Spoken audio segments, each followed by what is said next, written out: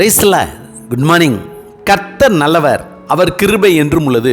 கொலோசையர் 4ஆம் அதிகாரம் 1ஆம் வசனம். எஜமான்களே, உங்களுக்கும் பரலோகத்தில் எஜமான் இருக்கிறார் என்று அறிந்து வேலைக்காரருக்கு நீதியும் செவ்வையுமானதை செய்யுங்கள். கொலோசையர் 4ஆம் அதிகாரம் 1ஆம் வசனம்.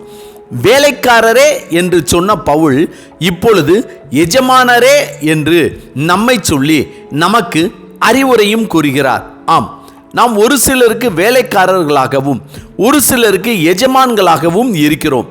நம் வீட்டிற்கும் நம் நிறுவனத்திற்கும் நமக்கு கீழ் வேலை பார்ப்பவர்களுக்கும் நாம் எஜமானர்களே. எஜமான்களே, உங்களுக்கும் பரலோகத்தில் எஜமான் இருக்கிறார் என்று அறிந்து வேலைக்காரருக்கு நீதியும் செவ்வையுமானதை செய்யுங்கள் என்று சொல்கிறார். அதாவது நமக்கு கீழ் வேலை செய்பவர்களுக்கு நீதியாயும் செவ்வையாயும் நடந்து கொள்ள வேண்டும். அவர்களை ஒடுக்காமல், அவர்கள் மேல் அதிகாரம் செலுத்தாமல், அவர்களிடத்தில் அன்பாய் இருக்க வேண்டும்.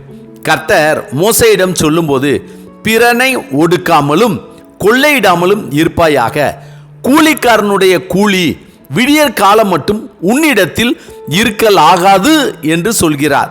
மேலும் ஆண்டவராய் இயேசு கிறிஸ்து மனுஷனுடைய தப்பிதங்களை நீங்கள் அவர்களுக்கு மன்னித்தால் உங்கள் பரமபிதா உங்களுக்கும் மன்னிப்பார் என்று சொல்கிறார். இதனால் தான் பவுல் கொலோசேர் பட்டணத்துக்கு எழுதும்போது, எஜமானர்களே, உங்களுக்கும் பரலோகத்தில் எஜமான் இருக்கிறார் என்று அறிந்து வேலைக்காரருக்கு நீதியும் செவ்வையுமானதை செய்யுங்கள் என்று எழுதியுள்ளார்.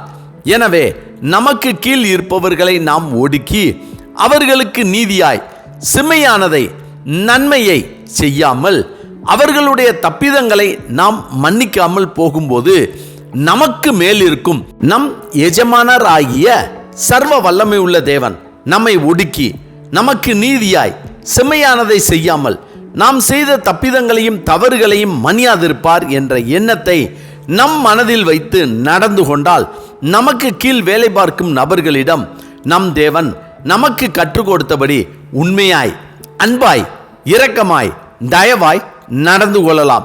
இதனால் நம் எஜமானராகிய தேவனுக்கு பிரியமாய் அன்பாய் வாழ்வதால் ஆசீர்வாதமாய் வாழலாம். இதன் மூலம் ஆசீர்வதிக்கப்பட்டவர்களாக வாழ்வோம். ஆமென். ஜெபிப்போமா.